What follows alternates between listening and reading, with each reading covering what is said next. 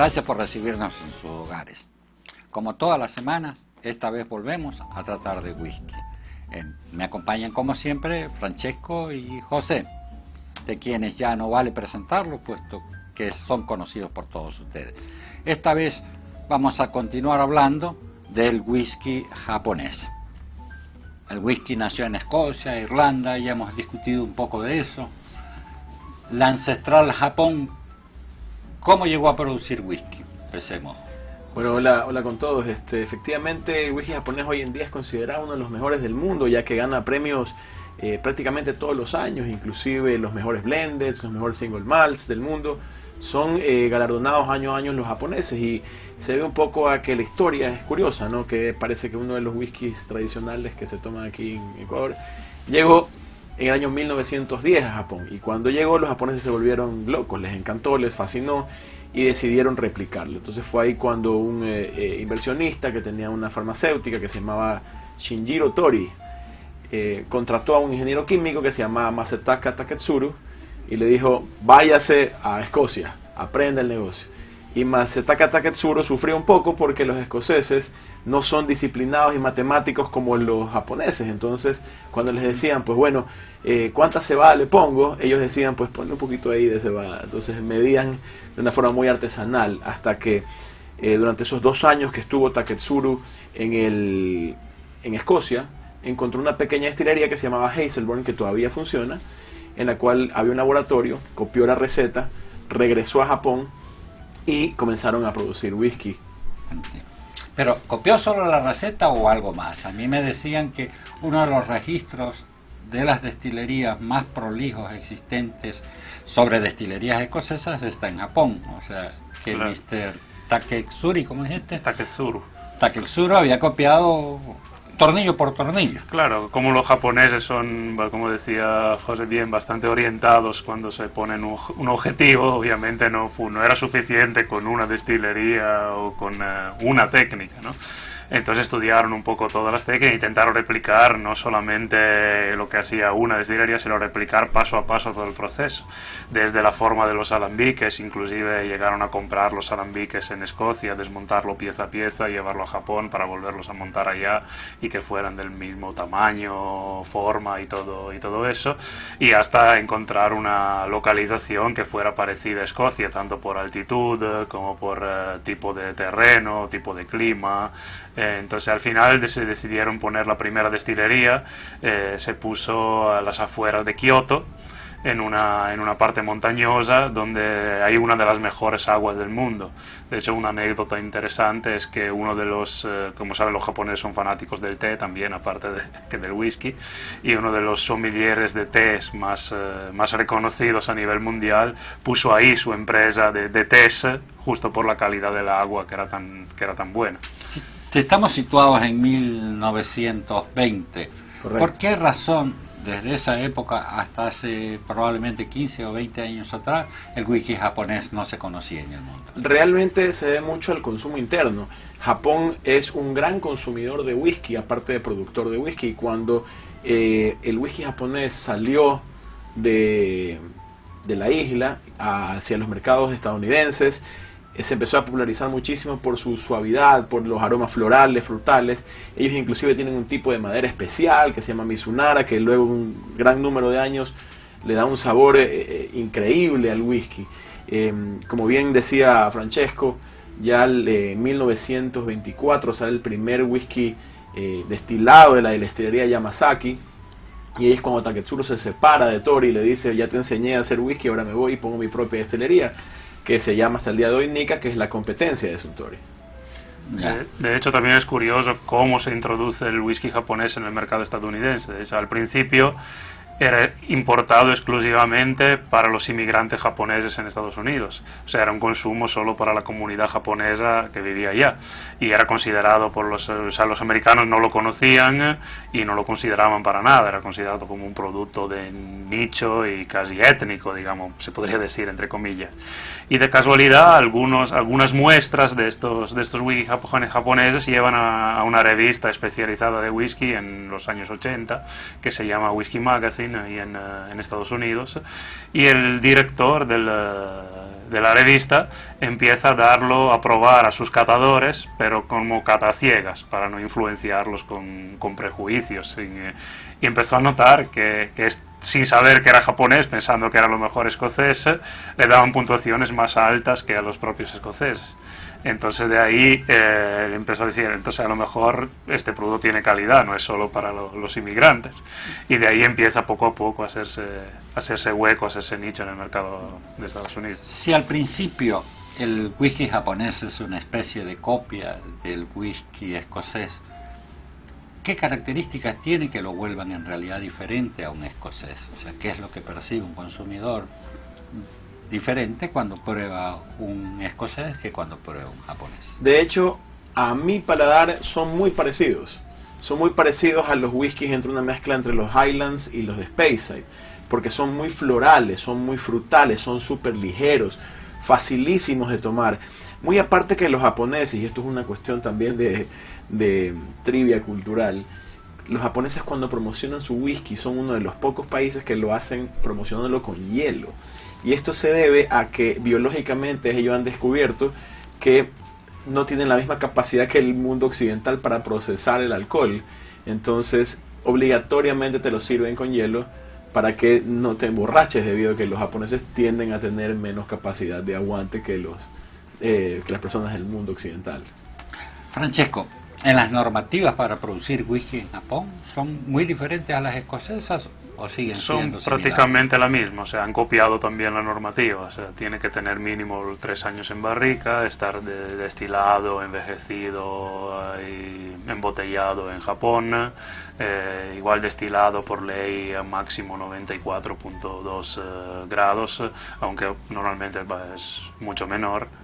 Y sí, es la verdad que muy parecido. No hay una reglamentación como en Escocia, no hay una reglamentación estricta sobre la barrica que se puede utilizar varios tipos de barrica, aún como bien decía José, antes tiene su propia madera, entonces utilizan mucho el roble japonés. Entonces, ¿las diferencias pueden provenir del roble japonés? Definitivamente. ¿Pueden provenir del agua? El agua es la más pura quizás del planeta, en cuanto a producción de whisky se refiere. Y puede provenir de la disciplina, el amor que ponen los japoneses en las cosas que hacen. Siempre el whisky va a saber mejor si está hecho con una manufactura correcta. De los japoneses, o sea, ¿cuántas destilerías hay? ¿Cuál es la que tú prefieres, Francesco? Ahora mismo hay, creo que funcionantes, 3 destilerías, sino hay las 2 de Suntory, que son Yamazaki y se me escapa el nombre ahora. Nikka. No, Nikka es la competencia, pero hay otra de Suntory que se llama Hakushu. No me salía Hakushu. Y luego hay otra que sería la competencia, que fue la que es fundada por Taketsuru, que es la destilería de Nikka. Tenemos también Chita, Toguchi. Pero esas no son destilerías, esas son líneas que normalmente hacen blend de varias destilerías. Las destilerías son esas, las que producen single malt. Luego, por ejemplo, probablemente el whisky japonés más conocido ahora se llama Hibiki, y es un blend de las varias destilerías del grupo Suntory. Ok.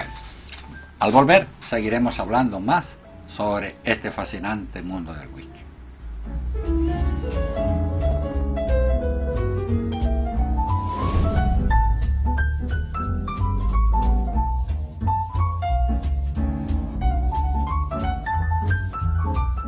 Papa John's presenta. ¿Qué puedes decir si estás viendo el partido y no sabes nada de fútbol? Si ves el partido al lado de un fanático del fútbol, di esto para parecer inteligente. Se cree que los aficionados mexicanos inventaron la ola. Deberíamos jugar 4-3-3. Se cree que los aficionados mexicanos inventaron la ola. ¡Excelente! Y si eso no funciona, mejor hablemos de pizza. Mejores ingredientes, mejor pizza. Papa John's.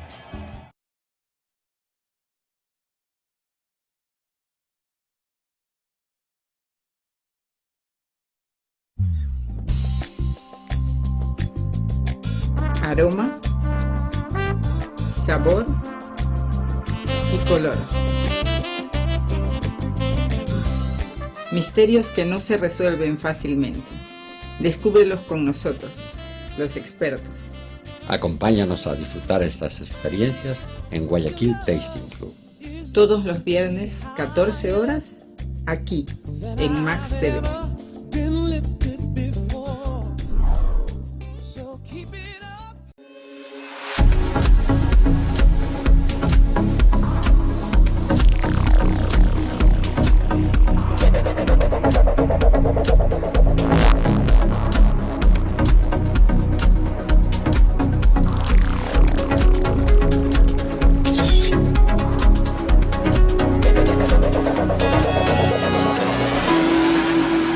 Hola, soy Olga Dumet y tendremos una cita con los diseños y tendencias que marcan el mundo de la moda. Todos los lunes a las 17 horas aquí en Max TV Online.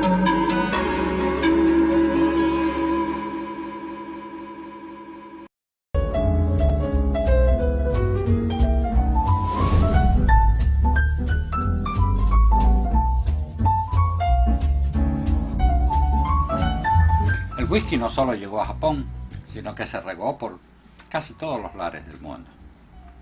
Los mismos colonos británicos, irlandeses, lo llevaron a Canadá, una nación nueva, que también tiene una historia interesante sobre el whisky. Francesco, ¿qué nos puedes decir sobre el whisky canadiense? Canadá es el otro gran productor de whisky que hay en Norteamérica. El whisky canadiense es bastante conocido a nivel mundial. Y empieza más o menos como el americano, los colonos llegan a las tierras canadienses también, después de colonizar Estados Unidos, y como decíamos la otra vez a propósito del bourbon y del whisky americano, empiezan a producir su whisky localmente. La diferencia es que en origen las primeras tierras a colonizarse de Canadá son las tierras del este, que son también las más frías y las más inhóspitas, digamos. Entonces, por ejemplo, el maíz y el trigo, en ese clima tan frío no prosperan, ¿no?